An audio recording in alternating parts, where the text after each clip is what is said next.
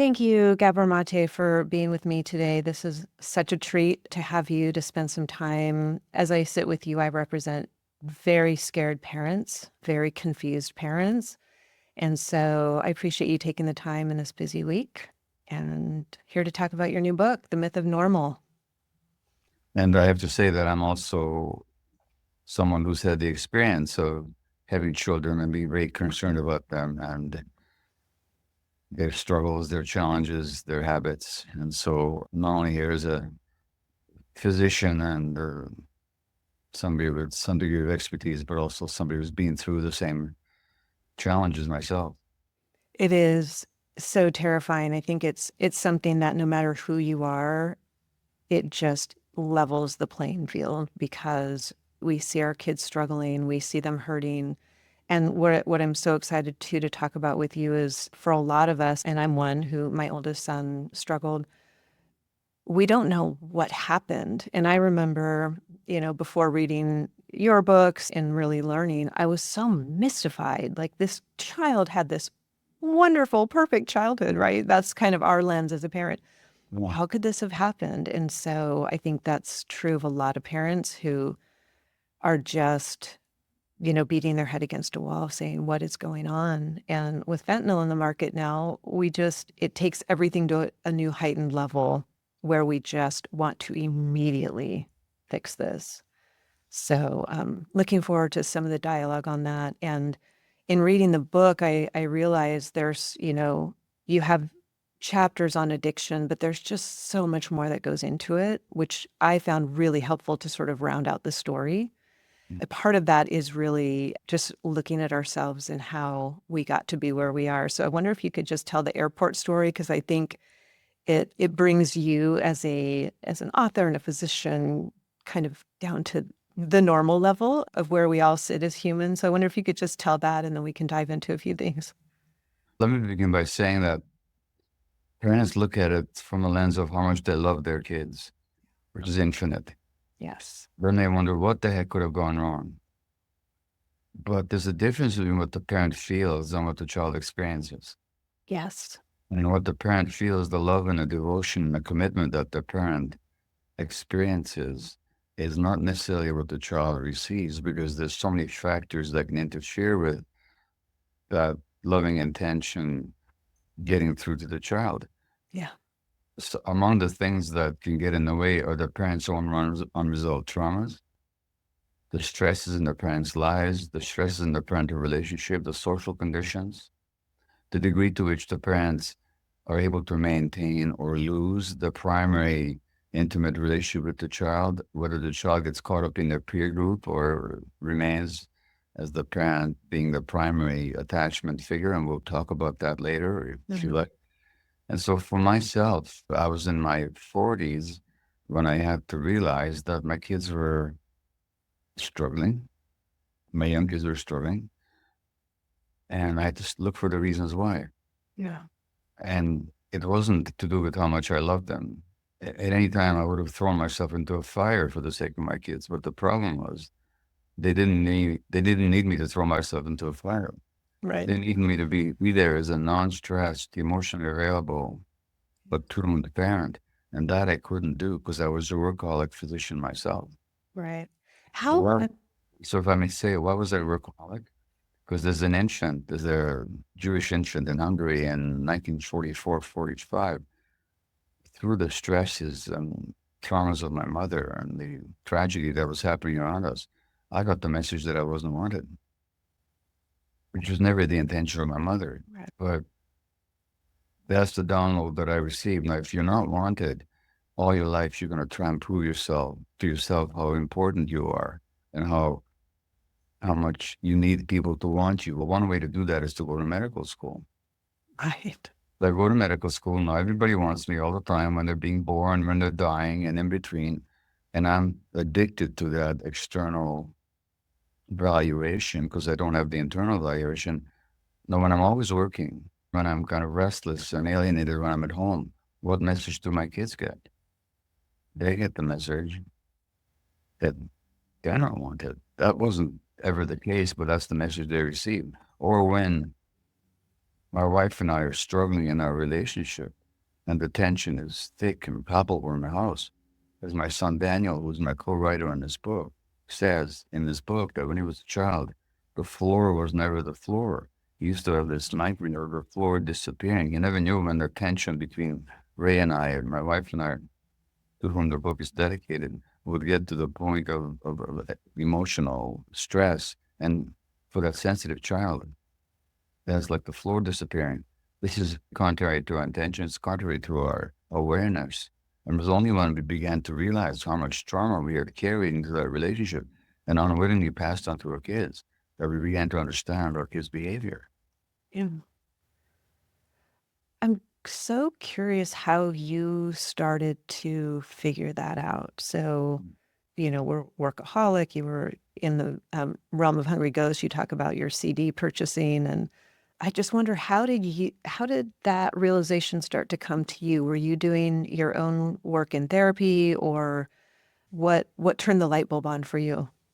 I think one of the biggest impetus we all have to examine our lives is the struggles of our children.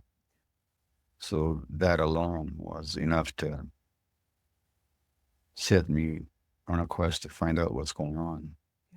And we can look on children as sort of being independent and entities that stuff just happens to them for who knows what reason, or we can actually understand that the human brain and the human child develops an interaction with the environment.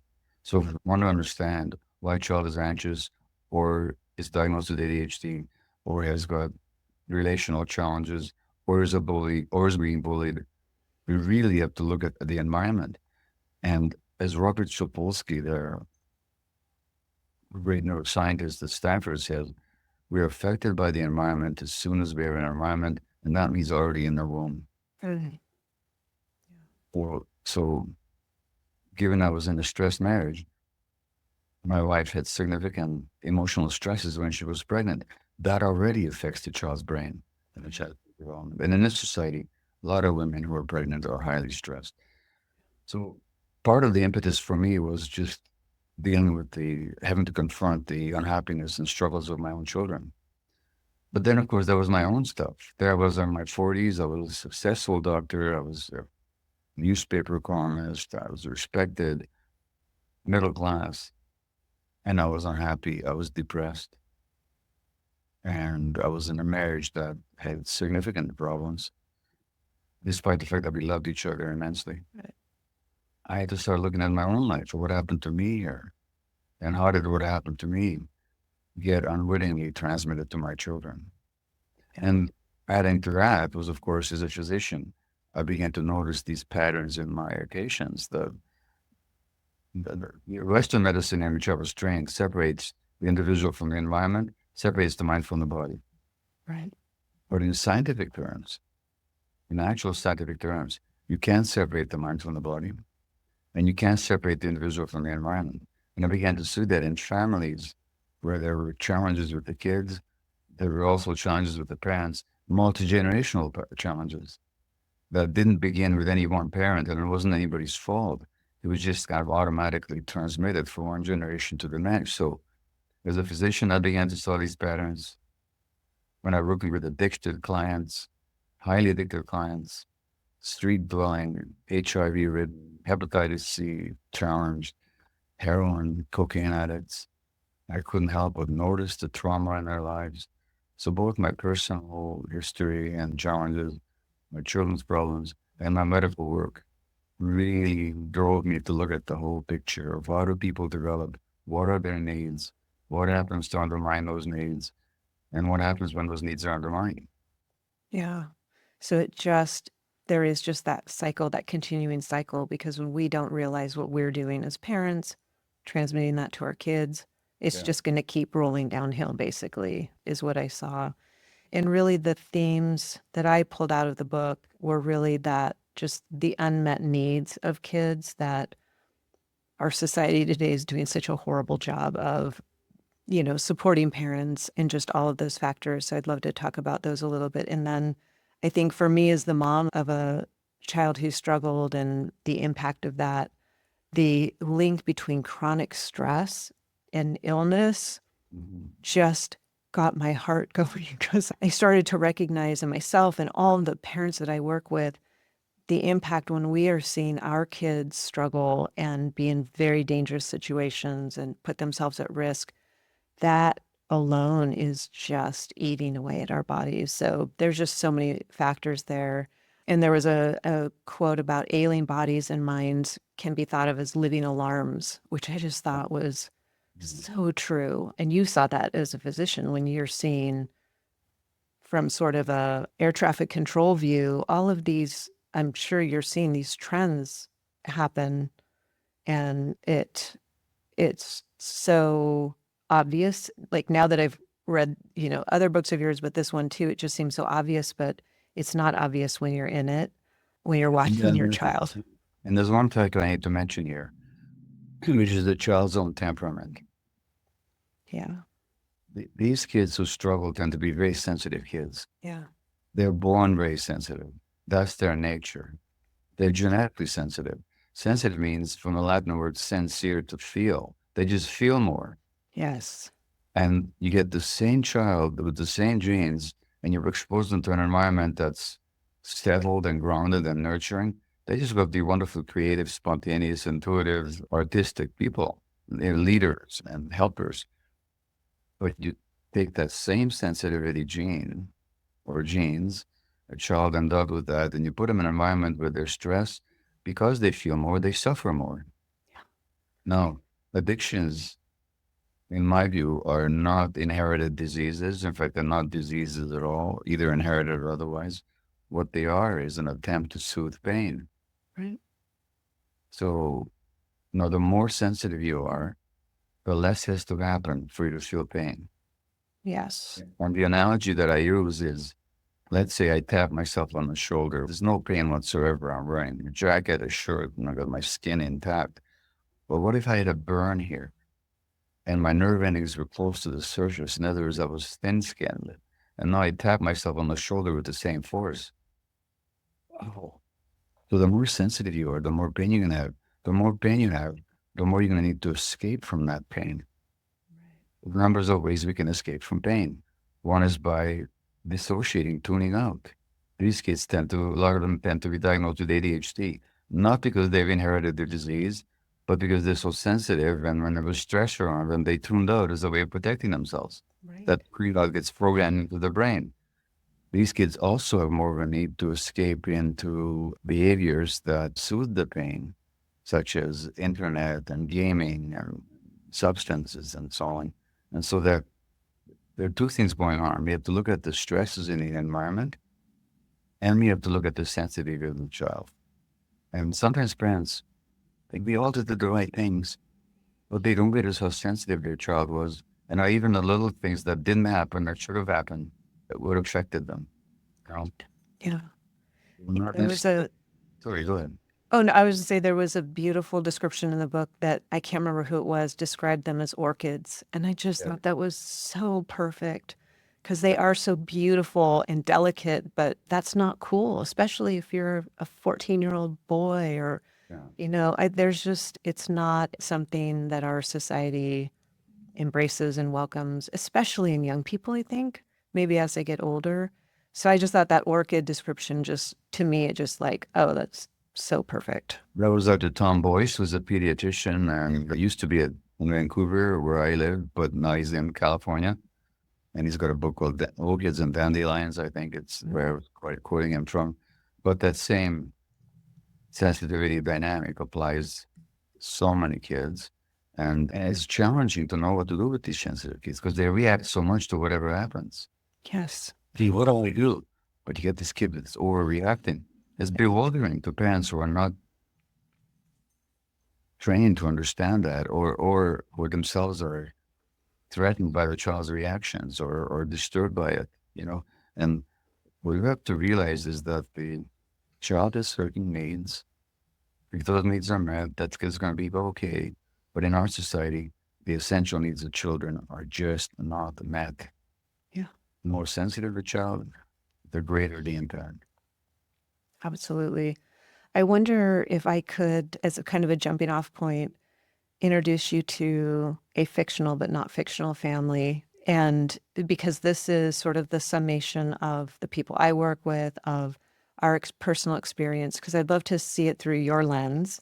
So we have a pretty average North American family, mom, dad, both work full time, high stress jobs, commuting, kids, 3 kids. 16-year-old has recently started smoking pot every day, Yeah. taking pills, refusing school, angry, defiant, was diagnosed ADD in 3rd grade, has ODD, shoplifting, won't engage, Yeah. just hands off. Always been the sensitive kid, always been a little bit more different, a little bit more difficult. Other kids are fine. Other kids are totally fine.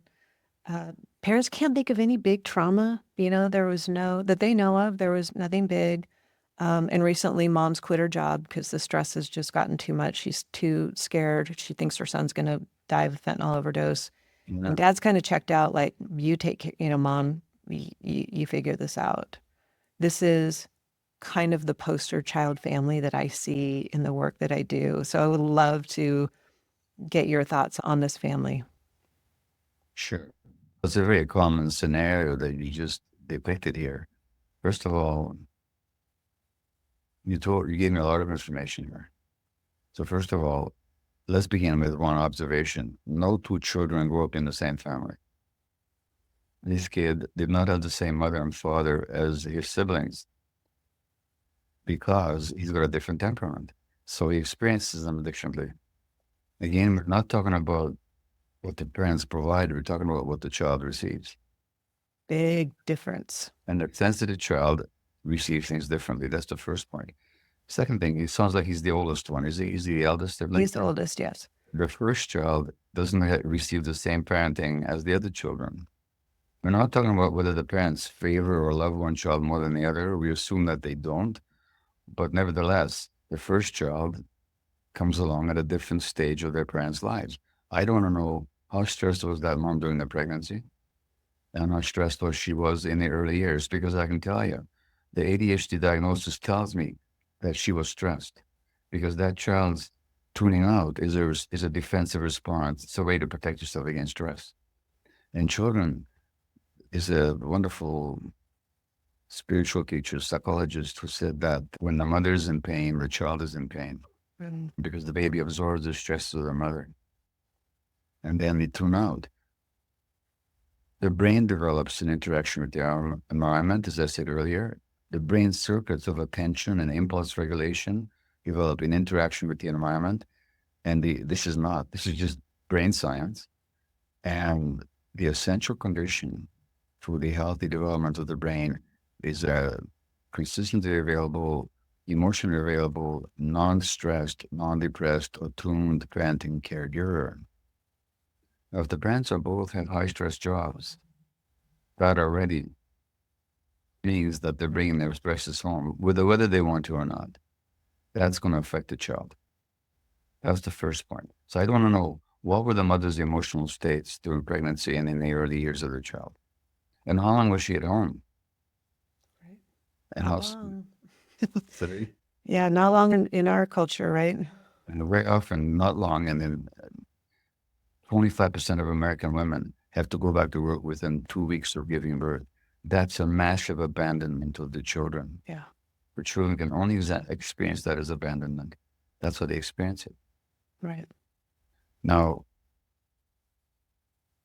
that's the first one. The second thing is, I don't know, what was the parents' relationship like? How much tension and stress was there between them? As there was with, our wife and I, as I said earlier. That has an effect on the child. Then I'd want to know, hey, what did at some point, in the book that I co-wrote called Hold On to Your Kids, we point out that children have this need to attach to somebody, to belong to somebody. That's a biological, psychological, inescapable need, because without that belonging, without that attachment relationship, the child can't live. But children's attachments are not nature dictated to belong to the parents, because the parents may die. Now, as we evolved as human beings, we lived in small band hunter-gatherer groups where kids had lots of parents. Right. there is the biological parents who are the primary parents, but the children have these parental relationships with lots of adults and elders. We've lost that. When the child is away from their parents the whole day, as they often are in this society, their brains have this void of attachment. Well, the child's brain, the immature brain, can't handle an attachment void. They can't handle it when there's nobody there to attach to. So they're going to do what a duckling does when the mother duck is not there. When the duckling is born and the mother duck is there, the duckling will imprint on the mother duck and follow her around and learn from her and obey her and copy her and emulate her and so on. But if the mother duck is absent or goes missing, the duckling will imprint on a moving toy or dog or a horse. Our children are the same. When we don't see our kids the whole day, our kids will imprint on whoever's around. Who's around for kids most of the day in this culture? Other children. So our kids become peer attached. And once they become peer attached, their brain has to make a decision. Do I attach primarily to parents or to the peers? But given that they spend much more time with their peers in kindergartens and day schools and schools, for a lot of children, the peer attachment has become the primary attachment, which competes with and even undermines the parental attachment. Now the parents lose their power to parent, because the power of parenting doesn't come from parent intimidating their kids or punishing their kids, as many parenting experts would have you do. In fact, we can talk about the toxic advice of the parenting industry. The parent's power comes from the child wanting to attach to the parent. And when the kids attach to the peer group, they start resisting the parent. And then we diagnose them with this stupid thing called oppositional defiant disorder. I'm telling you, Brenda, there's no such thing as oppositional defiant disorder. Is it okay if I go on for a while? Absolutely. Okay, Absolutely. and That's why I figured I'd introduce you as family and then I could shut up and okay. But let's take this diagnosis of ODD. Now, if my foot was broken, would it matter that I'm talking to you to the fracture in my foot? Would it be just as broken if I was here by myself or if I was talking to you? Yeah. My foot, yeah. What if I had a flu? Would I have less flu because I was talking to you? No. Okay, but let's take this oppositional defiant disorder. Could I oppose somebody if I wasn't in a relationship with them? No. Yeah, I mean, if anybody doesn't understand what I'm talking about, I invite you to lock yourself in a room by yourself, make sure there's nobody there, look under the bed, behind the curtains, make sure you're alone, and oppose somebody. Right. Now, opposition, by definition, involves a relationship. Yes. If opposition depends on a relationship, why are we diagnosing the child with a disorder? Why aren't we looking at the relationship with the adult world? And what these kids who are diagnosed with ODD, what's actually happened to them, they lost their primary relationship with the adults. Now they're no longer looking to the adults for guidance and leadership. And when somebody's pushing on you, to whom you're not looking for guidance or leadership, you're going to push back. And if you don't know what I'm talking about, just raise your the right hand and raise your left hand, push with the one hand against the other one will immediately push back. That's automatic resistance that we call counter will, opposing the will of the other. It's very natural. It's not a disorder. The problem with these ODD kids is that they lost a primary relationship with the adults and then they push back. And they don't have a disorder. They have a normal response to their relationships. Yeah. Their ADD is a normal response to stress. When kids are stressed, when their brain is developing, they tune out. In other words, let's not diagnose disorders. Let's look at the relational conditions in which our children's personalities and our brains develop. And let's change those relationships and those contexts. I promise you, their brains will respond positively, as will they. We can get these kids back, but not if we focus on their behaviors, not if we focus on their medical diagnoses, but if we actually look at their relational and emotional dynamics and rechange our relationship to them, they're going to change in response. Right. Which is so difficult to do with a very angry teenager, I have to say. Yeah. It is. It But yeah, but here's the thing. What's the alternative? exactly. Because the Exactly. alternative is you listen to all these people that tell you to practice tough love. And I'll tell you something. I've had so many people after my book on addiction came out telling me that they listened to the experts with the tough love and they lost their kids. There's no tough love. There's either love or there's tough. There's nothing tough about love.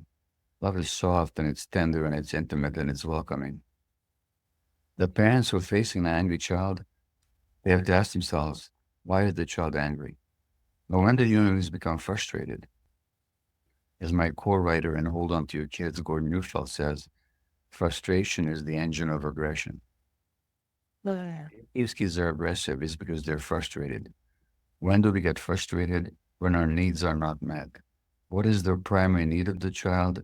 Attachment, relationship with nurturing adults, which means we're their best bet. It doesn't matter how angry they are with us.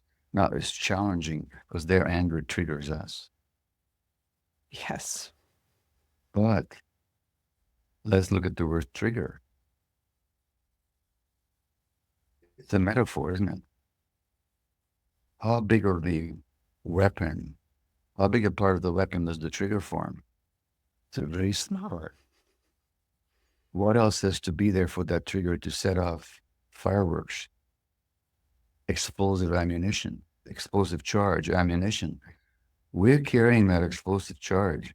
We're carrying the ammunition. Now we could focus on the trigger, or we could say, what is the explosive material inside me? And I tell you, when my kid triggers me, or when anybody triggers me, I need to ask myself, what is the explosive material in here? And what that is usually the imprint of my own childhood trauma that I haven't resolved yet. Mm. So I agree with you. This is very difficult work, but I ask you, what's the alternative? Exactly.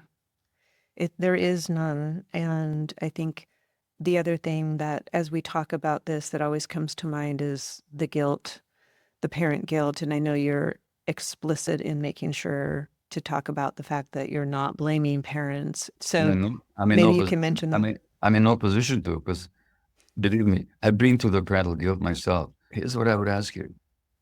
Have you felt parental guilt? 100%. Okay. Yes. Let me ask you this question. When in your own life have you not felt guilty? I feel guilty a lot. When in your life have you not felt guilty? When I've Did you not big felt, substantial guilt precede you having children? I don't think so. I No. never thought about that. I don't think so. Okay. All right. How are your parents' relationship with each other? Very harmonious. I was raised in a home with no conflict. No conflict. No conflict. That raises problems for me right away. Yes. It's difficult. Conflict is difficult for me as an adult because I didn't see it. Yeah. And then when I had a child who, really struggled, and now I look back and see, now everything's so clear, but he had a very traumatic childbirth. He had prolapsed cord. So at the last minute, emergency operation, thrown on a cold, hard metal Yeah. tray, Yeah. Apgar of a two, just, Yeah. and then I couldn't walk for the first 3 months. And so his father took care of him, brought him to me to nurse, and then took him back. Well, what was the emotional state when all that was happening? Oh, I didn't think I was going to live. I was in so much pain. So he was going to pick up on all that. Yes. You did nothing wrong, but he was going to pick up on all that. Yeah. Now, I want to insist on this, but I would say that in terms of your own childhood, let me ask you this question. Did you ever feel sad, angry, or lonely as a child? Uh, Who did you speak to? our dog. Okay. We had a German Shepherd. Okay. If your child felt sad, lonely, angry, who would you want them to speak to? To me. Okay. If you found out that your child was sad, lonely, angry, but didn't talk to you, How would you explain that? They didn't feel that I was the safe person to do that with. That was your childhood. Or so you just told me. Hmm. Okay.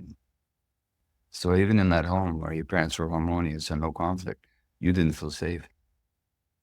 Yeah, not to talk about sad or scary things. That's exactly when you need the kids to Yeah. talk, isn't it? Like the first day that children are born, do any of them hold back and say, "Oh, I'm feeling hungry and upset, but I'm not going to bother mommy and daddy"? Right. So something happened in your childhood, I'm saying, and we don't need to go into it, but I'm saying something happened in your childhood that made you feel that the parents weren't available for you to talk about some of the things that were most important to you, and emotionally speaking.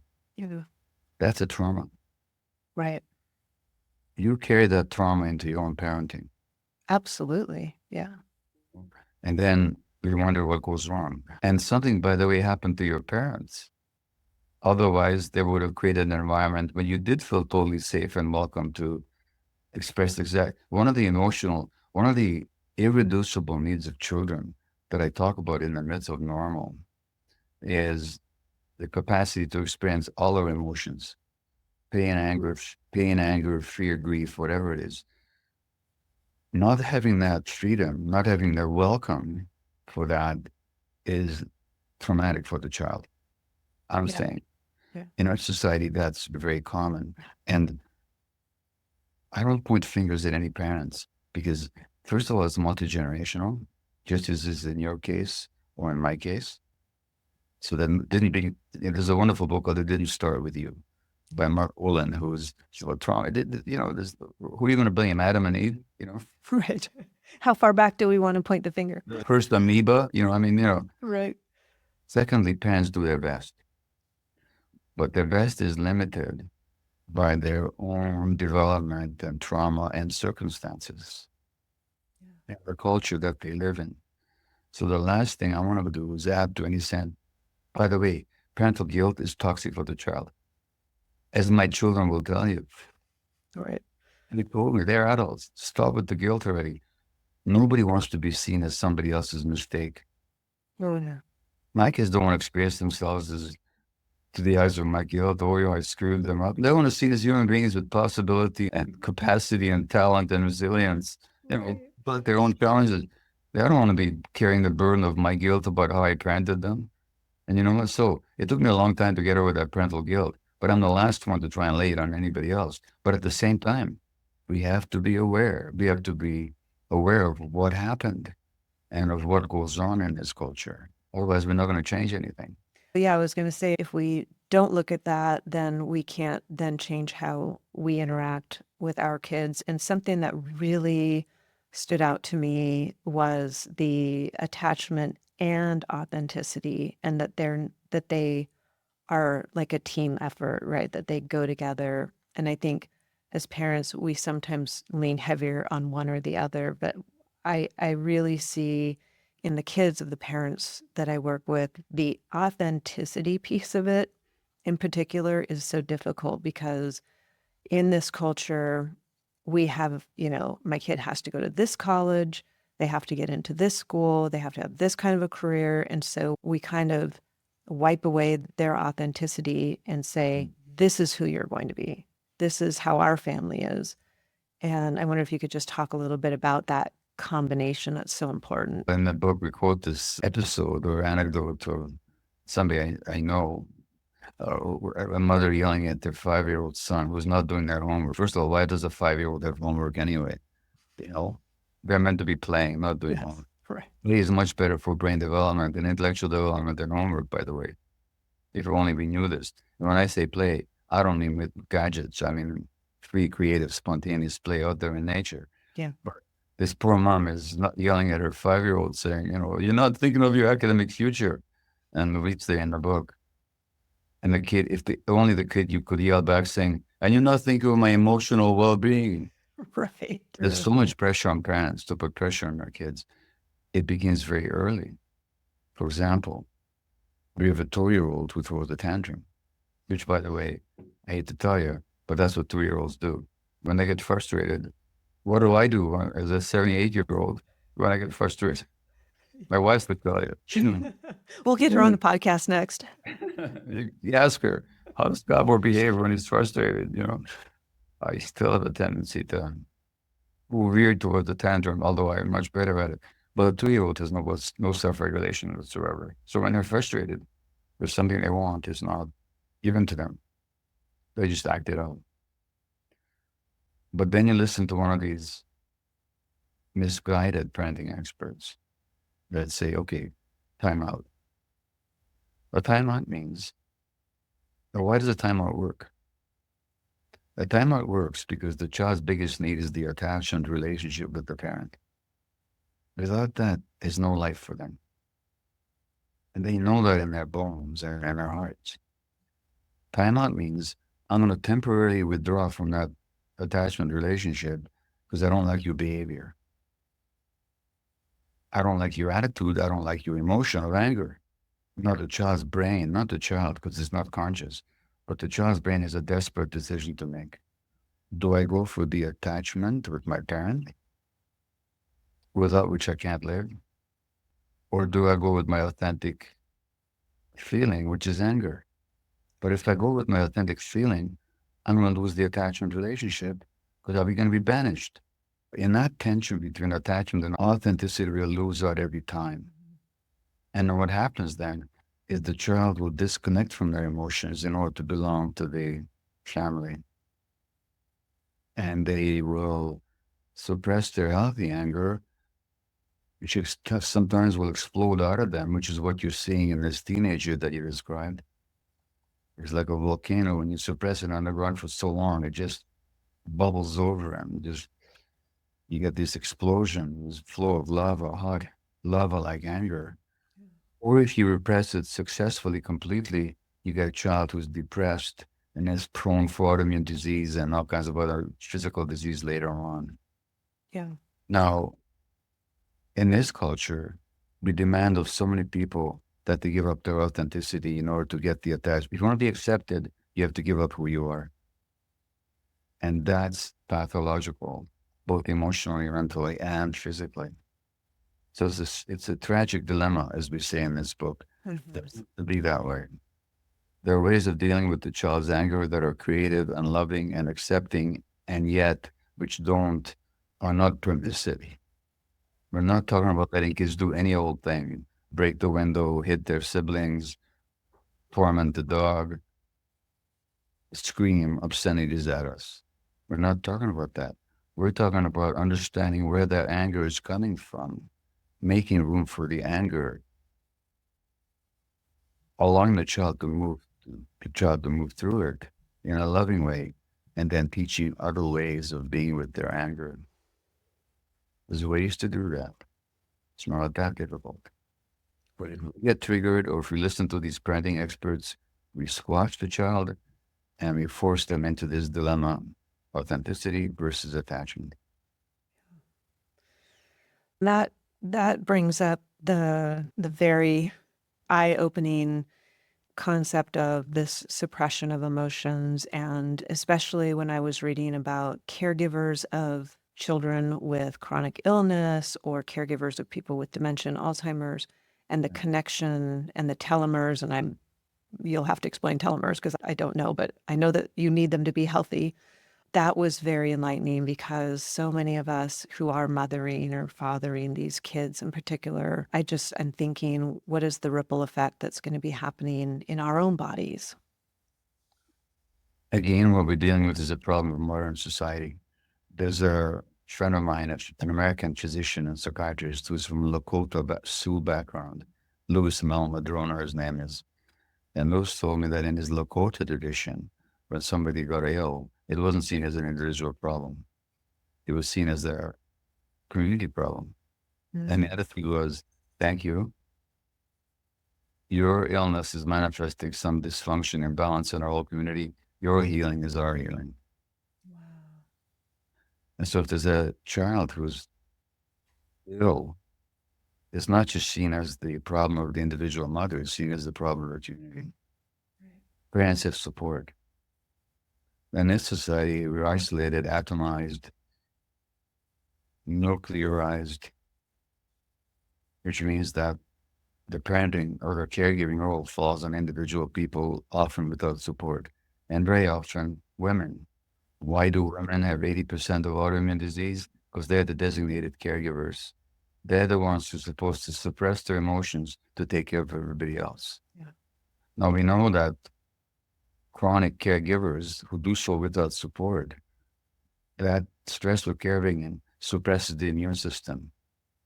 Their wounds take longer to heal. They get more frequent colds, and the telomeres, which are chromosomal structures that mark chromosomal and cellular health, fray more fast, more rapidly.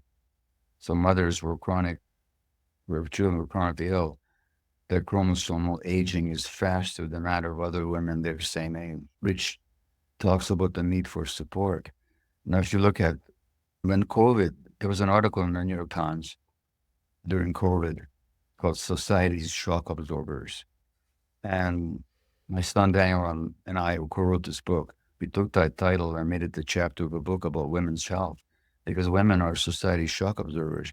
In this patriarchal culture, women are programmed to absorb not only their own stresses, but the stresses of their spouses and of their children and even of their parents. Yeah. And that has an impact on the health of the women. For example, there was a study that looked at recovery after coronary bypass surgery in people under 50. Men recover much better than women do. Then looked at the reason why. Men, when they recovered, they go back home and they get taken care of by their spouses. Women, when they go back home, they resume their caregiving role. Right. You know, Yes. what do Can we I make you a sandwich while I'm Yes. So in the 1930s, the incidence of multiple sclerosis, for example, which is an autoimmune disease, the immune system turning against the body, the gender ratio was 1 to 1. Now it's 3.5 women to every man. Why? Because women are doing what they've always done in this culture, take care of the emotional needs of everybody, but now they also have to go out there and make a living. And because of the nuclearization, the atomization of society, there's less communal support. So you double the stress and you take away the support. Now you have 3 times the rate of multiple sclerosis in women than you do in men. It's not an accident, and it's nothing to do with genetics. It's got to do with the acculturated, socially expected caregiving role of women. And that's why I call it a toxic culture. It creates conditions that make people sick. You know, the relationships and the values and how we raise children, how we gestate children, how we give birth to children, the parenting advice that people get, the way the schools are organized, they could be all designed to impose stress on people because they do. Mm-hmm. And then this is then the problem. So these parents that you deal with, the kids who are in trouble, I would say to them, first of all, don't blame yourself because you did your best, but look at the actual conditions. Look at your own childhood history. Look at how well you learned to take care of yourself. Look at how, like you, who did you have to talk to? How attuned were you with your very sensitive child needs? How stressed were you? What was your relationship like? What's going on right now? And what pain is your child trying to escape? Because my mantra on addiction is not why the addiction, but why the pain. Why the pain? And there's always pain underneath every addiction. Yeah. So you mentioned my book, In the Realm of Unbelievers. Those that I tell you, this is almost incredible to believe. But I've had, as one example, this is only one example. I was in San Francisco coming out of an elevator. This man rushes up to me in the lobby and wants, can I give you a hug? And I said, sure, why? He says, my son died of an overdose. And until I read your book, I didn't understand what happened. Now, in this book, I point out that the basis of addiction is childhood stress and trauma. So to have a parent who lost a child, I said, I'm surprised you would say that to me because my message is not easy for parents to hear. He said, because they finally understood. And he understood how multi-generational it was. At least I knew what had happened. And that was such a relief. He said, I'm saying to people, don't blame yourself, not for a moment. Or if you notice that self-blaming, deal with it. But for God's sakes, look at the environment. And families that are dealing with a victim family member, there's three things that they can do. Two of them are sensible. One is insane. It's perfectly valid for a parent. I don't recommend it. And most parents don't want to do this. But if you want to say to a teenage child or an older child, your addiction is too painful to me, I'm not going to blame you for it because I know that you are trying to soothe some pain. I'm not going to blame you for that, but it's too painful for me to be around. I can't handle it. I'm sorry. I'm going to withdraw. Loving, it's also very honest, but it's totally understandable. Yeah. Or you can say, your addiction is your attempt to soothe some pain. I get that. That pain didn't originate with you. Didn't originate with me either. It's multi-generational. It's environmental. But that means that you're the canary in the mine. You're that sensitive individual who's downloading the pain of the whole family system. But it's not your pain alone. It's all of our pain. And we're all going to go to work to heal our trauma as a family. And you are welcome to join us. And if you're not ready, then you won't. We'll still love and accept you. But we're going to do the work anyway. That's a beautiful intervention. Yeah. The third option, which is I'm going to be in your life and cajole you and threaten you and badger you and beg you and beseech you to be different than we are. That's what's called codependence. It means that my emotional state depends on your being okay. That's still making the child responsible for what the parent feels. That's insanity. And you know what it's going to get? It's going to get resistance.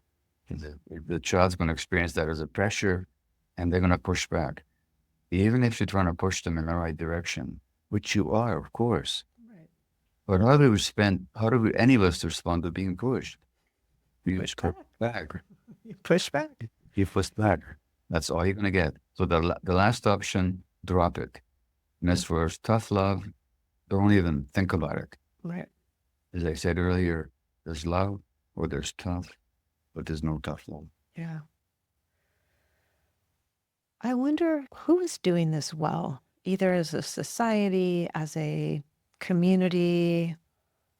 Is there anybody who's doing this well that you see from your experience that is supporting parents in the way that they need to be supported so that they can then be there for their kids, so that cycle is broken?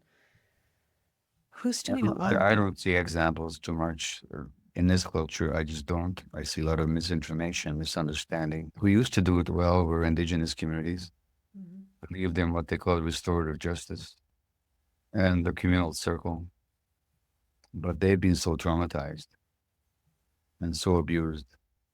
In Canada, the highest rates of addiction and child suicide and violence are amongst our First Nations communities because of the colonial oppression, genocidal torment of their children. So, but in their traditions, there still lives an echo of this communal approach to parenting and this communal approach to what we call pathology. So we have a lot to learn from them. Who's doing it well? I wish I could tell you.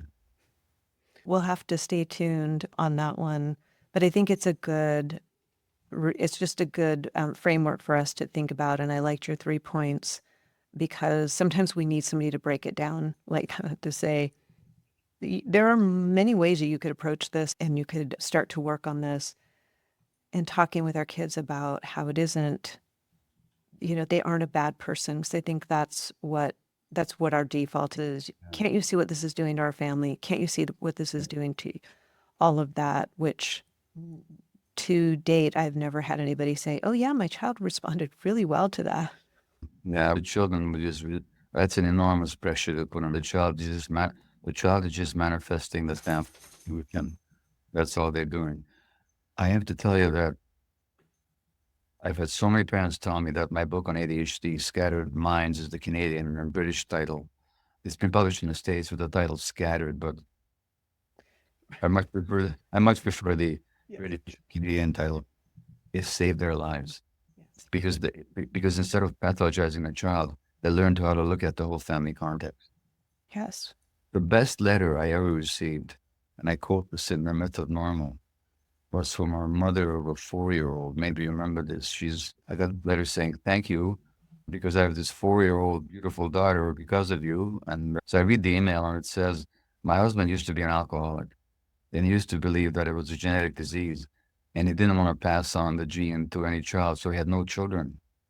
Until I was 44, on the verge of the last years of my childbearing era, and we read your book, In the Realm of Hungry Ghosts, and he realized it wasn't genetics at all. It was trauma, his childhood trauma.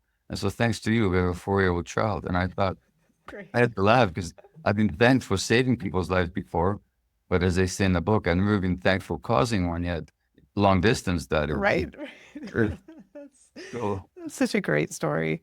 That's such a great story. And what I also want to offer to people who are listening is there are ways that you give to start healing. And so there's the 4 A's that promote healing that I know we don't have time to get into now. But what I just want to make sure and tell people is that this is not like you get through the book and you're just like, oh, there are such great tools that you give to start working through that.